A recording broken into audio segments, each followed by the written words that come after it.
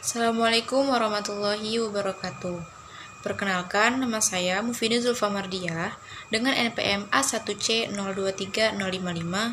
Saya dari kelas 1B Program Studi Pendidikan Matematika. Di video kali ini, saya akan mempresentasikan tentang pengelolaan pendidikan dengan dosen pengampu yaitu Bapak Muhammad Kristiawan. Materi yang akan saya bahas dalam video kali ini itu yang pertama, pengelolaan pendidikan dan tenaga kependidikan. Kemudian yang kedua, konsep dasar pengelolaan pendidikan. Yang ketiga, standar pengelolaan pendidikan. Yang keempat, macam-macam pengelolaan sekolah. Dan yang kelima, yaitu peningkatan mutu pendidikan. Baiklah, materi pertama yang akan saya bahas yaitu tentang pengelolaan pendidikan dan tenaga kependidikan. Apa sih itu pengelolaan pendidikan dan tenaga kependidikan? Pengelolaan pendidikan adalah upaya untuk menerapkan kaidah administrasi dalam bidang pendidikan. Dalam perkembangannya, suatu pendidikan mesti tertata dan terstruktur dalam pelaksanaannya. Istilah manajemen tidak hanya digunakan dalam ilmu ekonomi dan bisnis semata, namun sudah merambat pada dunia pendidikan. Hal ini juga diungkapkan oleh Balderton. Istilah pengelolaan sama dengan manajemen, yaitu menggerakkan, mengorganisasikan, dan mengarahkan usaha manusia untuk memanfaatkan secara efektif material dan fasilitas untuk mencapai suatu tujuan. Seperti yang akan dilakukan adalah memanfaatkan sarana dan prasarana di sekolah dalam mencapai tujuan yang telah ditetapkan. Konsep dasar pengelolaan pendidikan: merencanakan, mengorganisasikan, mengarahkan, mengkoordinasikan, dan mengawasi kegiatan merupakan konsep-konsep pengelolaan pendidikan yang ketika diikuti secara efektif dan efisien, maka akan meningkatkan efisiensi pelaksanaan program sekaligus meningkatkan produktivitas dan kualitas pendidikan, yang pada akhirnya akan memperbaiki lembaga secara keseluruhan. Selain itu, kemampuan seorang guru untuk membangun, memelihara, dan mengendalikan lingkungan belajar yang ideal juga merupakan konsep dasar pengelolaan pendidikan yang tidak kalah penting. Apa saja sih standar pengelolaan pendidikan itu? Yang pertama, perencanaan program. Yang kedua, pelaksanaan rencana kerja. Yang ketiga, kepemimpinan sekolah atau madrasah. Yang keempat, pengawasan dan evaluasi. Yang kelima, sistem informasi dan manajemen. Dan yang keenam yaitu penilaian khusus. Sekolah itu terbagi menjadi berbagai macam. Yang pertama, pengelolaan kurikulum dan manajemen pembelajaran. Pengelolaan kurikulum yaitu proses yang memastikan pelaksanaan yang efektif dan efisien melalui perencanaan, pengarahan, dan pengawasan. Nah, sedangkan manajemen pembelajaran adalah proses perencanaan, pengorganisasian, pelaksanaan, dan pengendalian kegiatan pembelajaran dalam suatu institusi atau lingkungan pendidikan. Kurikulum di Indonesia itu berubah-ubah dari masa Orde Baru sampai dengan masa reformasi yaitu sekarang. Kurikulum pada masa Orde Baru dibagi menjadi 4 kurikulum, yaitu yang pertama, kurikulum 1968. Pada masa ini, siswa hanya berperan sebagai pribadi yang pasif, dengan hanya menghafal teori-teori yang ada tanpa ada pengaplikasian dari teori tersebut. Secara praktis, kurikulum ini menekankan pembentukan peserta didik hanya dari segi intelektualnya saja. Yang kedua, kurikulum 1975. Kurikulum 1975 merupakan pengganti dari kurikulum 1968. Pada kurikulum sebelumnya, belum memperhitungkan hal-hal yang mengenai faktor kebijakan pemerintah yang berkembang dalam rangka pembangunan nasional. Kurikulum 1975 dibuat sebagai upaya untuk mewujudkan strategi pembangunan di bawah pemerintahan Orde Baru dengan program pelita dan repelita. Kemudian yang ketiga, kurikulum 1984. Ciri khusus dari kurikulum ini terdapat pada pendekatan pengajarannya yang berpusat pada anak didik melalui cara belajar siswa yang aktif atau sering disebut dengan CBSA. Penyampaian materi tidak hanya sekadar ceramah. Metode lapangan juga sudah mulai digunakan agar pembelajaran lebih efektif dan efisien untuk mencapai tujuan pelajaran. Yang keempat, kurikulum 1994. Kurikulum 1994 dibuat sebagai penyempurnaan kurikulum 1984. Kurikulum 1994 dilaksanakan dengan menyesuaikan dengan Undang-Undang Nomor 2 Tahun 1989 tentang Sistem Pendidikan Nasional yang berdampak pada perubahan sistem semester ke sistem caturwulan. Tujuan pengajaran menekankan pada pemahaman konsep dan keterampilan menyelesaikan soal dan pemecahan masalah.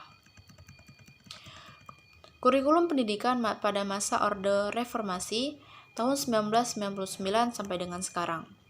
Kurikulum pada masa reformasi dibagi menjadi 4 kurikulum, yaitu yang pertama, kurikulum berbasis kompetensi tahun 2004. Kurikulum ini lebih dikenal dengan kurikulum berbasis kompetensi karena sekolah diberi kewenangan untuk menyusun silabus yang dikehendaki sesuai dengan kebutuhan sekolah tersebut. Pendidikan berbasis kompetensi menitik beratkan pada pengembangan kemampuan untuk mengerjakan tugas-tugas sesuai dengan standar performasi yang telah ditetapkan, sehingga hasilnya bisa dirasakan peserta didik berupa penguasaan terhadap seperangkat kompetensi tertentu. Yang kedua, kurikulum tingkat satuan pendidikan, yaitu tahun 2006. Pelaksanaan kurikulum tingkat satuan pendidikan mengacu pada Peraturan Menteri Pendidikan Nasional Nomor 24 Tahun 2006 tentang pelaksanaan standar isi dan standar kompetensi lulusan yang ditetapkan oleh kepala sekolah setelah memperhatikan pertimbangan dari komite sekolah. Pemberlakuan kurikulum ini sepenuhnya diserahkan kepada sekolah, yang artinya tidak ada intervensi dari Dinas Pendidikan atau Departemen Pendidikan Nasional. Yang ketiga, kurikulum 2013. Perubahan kebijakan kurikulum 2013 memuat 4 perubahan pada kurikulum, yaitu standar kompetensi lulusan, standar isi, standar proses, dan standar penilaian. Perubahan kebijakan kurikulum 2013 berdampak pada 4 model pembelajaran berupa tematik integratif, pendekatan saintifik, strategi aktif, dan penilaian autentik yang bertujuan menyiapkan generasi masa depan Indonesia yang kreatif, inovatif, produktif, dan efektif agar bisa membawa bangsa Indonesia maju ke depannya. Yang keempat, kurikulum Merdeka Belajar. Kurikulum Merdeka dimaknai sebagai desain pembelajaran yang memberikan kesempatan kepada siswa untuk belajar dengan tenang, santai, menyenangkan, bebas stres, dan bebas tekanan untuk menunjukkan bakat alaminya. Salah satu program yang dipaparkan oleh Kemendikbud dalam peluncuran Merdeka Belajar ialah dimulainya program sekolah penggerak. Program sekolah ini dirancang untuk mendukung setiap sekolah dalam menciptakan generasi pembelajar sepanjang hayat yang berkepribadian sebagai siswa pelajar Pancasila. Selanjutnya pengelolaan sekolah yang kedua, yaitu pengelolaan keuangan pendidikan. Pengelolaan keuangan adalah sejumlah kegiatan yang berhubungan dengan pengadaan keuangan, pemanfaatan keuangan hingga pertanggungjawaban keuangan dengan harapan tercapainya tujuan pendidikan secara efektif dan efisien. Berikut beberapa fungsi utama dari pengelolaan keuangan pendidikan. Yang pertama, perencanaan arus kas dan rugi laba. Yang kedua, perencanaan penerimaan dan pengalokasian anggaran biaya secara efisien dan memaksimalkan dana yang dimiliki.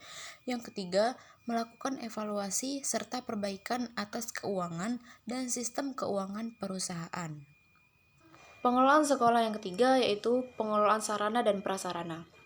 Sarana dan prasarana pendidikan merupakan fasilitas yang dibutuhkan dalam proses kegiatan belajar mengajar, baik itu dalam bentuk bergerak dan tidak bergerak. Nah, beberapa fungsi pengelolaan sarana dan prasarana yaitu 1. Memperbesar perhatian para siswa. Yang kedua, meletakkan dasar-dasar yang penting untuk perkembangan belajar. Dan yang ketiga, memberikan pengalaman yang nyata yang dapat menumbuhkan kegiatan berusaha sendiri di kalangan siswa. Sekolah yang terakhir, ada pengelolaan hubungan sekolah dengan masyarakat. Pengertian hubungan sekolah dengan masyarakat adalah interaksi saling menguntungkan antara organisasi sekolah dan komunitasnya. Manfaat hubungan sekolah dengan masyarakat yaitu yang pertama, mengidentifikasi sumber belajar dan kebutuhan siswa. Yang kedua, menyediakan tempat penelitian yang memadai. Yang ketiga, memperbaiki instalasi dan infrastruktur. Dan yang keempat, mendorong prestasi dalam keuangan dan sumber daya manusia. Materi terakhir yang akan saya bahas yaitu tentang peningkatan mutu pendidikan. Apa sih mutu pendidikan itu? Mutu pendidikan adalah derajat keunggulan dalam pengelolaan pendidikan secara efektif dan efisien untuk melahirkan lulusan yang unggul. Peningkatan mutu pendidikan dapat melalui dua strategi, yaitu peningkatan mutu pendidikan yang berorientasi pendidikan keterampilan dalam segi mental maupun fisik yang berbasis luas, dan peningkatan mutu pendidikan yang secara lebih khusus berorientasi akademis. Pendidikan yang bermutu dapat ditingkatkan apabila sekolah memiliki 1. Dukungan pemerintah, 2. Kepemimpinan kepala sekolah yang efektif, 3. Kinerja guru yang baik, 4. Kurikulum yang relevan, 5. Lulusan yang berkualitas, 6. Budaya dan iklim organisasi yang efektif, 7. Dukungan masyarakat dan orang tua siswa. Presentasi dari saya, kurang dan lebihnya saya mohon maaf. Wassalamualaikum warahmatullahi wabarakatuh.